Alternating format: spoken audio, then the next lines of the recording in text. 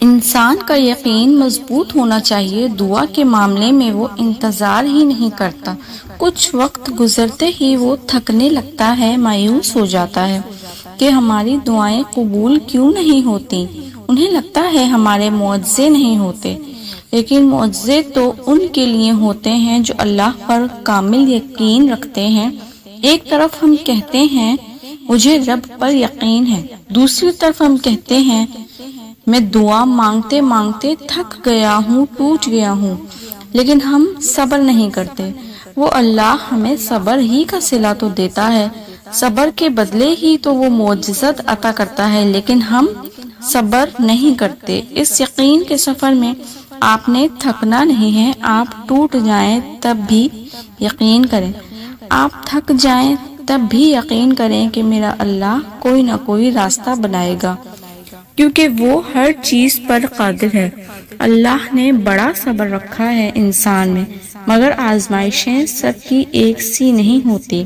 اللہ کسی کو اس کی جان سے زیادہ بوجھ نہیں دیتا، نہ ہی اس کے صبر کا امتحان اس کی ہمت سے زیادہ لیتا ہے۔ وہ اپنے جس بندے کو اپنے جتنا قریب کرنا چاہتا ہے اس کے مطابق اس کا امتحان لیتا ہے۔ ان کے صبر کے پیمانے ٹوٹنے سے پہلے انہیں تھام لیتا ہے، روتی ہوئی آنکھوں کو خشک کر دیتا ہے، ٹوٹے ہوئے دلوں کو جوڑ دیتا ہے، بے سکون روح کو قرار دے دیتا ہے۔ وہ ہرگز ضائع نہیں کرتا اپنے بندے کا ایک بھی آنسو اور دعا، وہ تھام لیتا ہے، سنوار دیتا ہے، مگر ہرگز اکیلا نہیں چھوڑتا۔ صبر بنائے رکھو، تھک گئے ہو نا سہ کر، مگر اذیت ختم ہی نہیں ہو رہی۔ یوں لگ رہا ہے کہ سب ختم ہو چکا ہے، مگر پھر بھی یہ آنسو، یہ درد، یہ اضطراب کی کیفیت ایک سی ہے۔ لیکن کیا تم جانتے ہو کہ جب ہر راستہ بند ہو جاتا ہے تو اللہ اپنی رحمت سے ایک وسیع دروازہ کھول دیتا ہے جس کی وسعت انسان کو حیران کر دیتی ہے۔ مانا کہ زندگی آزمائش سے گھری ہوئی ہے، کون ہے جس کی زندگی میں کوئی مسئلہ نہیں ہے؟ سب پریشان ہیں، مگر مطمئن وہ ہیں جو مسافر ہیں، جو روز صبح ہوتے دیکھتے ہیں۔ وہ جانتے ہیں کہ ہر اندھیری رات کے بعد اجالا ہوتا ہے، وہ جانتے ہیں کہ غم ہر طرف چھا جاتے ہیں تو سکھ کی بارش بھی ہوتی ہے۔ وہ لوگ جو جانتے ہیں کہ اللہ تعالیٰ کچھ بھی نہیں بھولتا، جب آزمائش ختم ہو جاتی ہے تو انسان اس محسوس کیے جانے والے درد کو بھی بھول جاتے ہیں۔ ہم بھول جاتے ہیں کہ ہم بے شمار بار روئے ہیں، تڑپے ہیں، مگر اللہ تعالیٰ ہر آنسو، ہر آہ، ہر آزمائش یاد رکھتا ہے۔ ہر چیز انسان کے بس میں نہیں ہوتی اور نہ ہی حالات ہمیشہ تمہاری مرضی کے مطابق ہوتے ہیں۔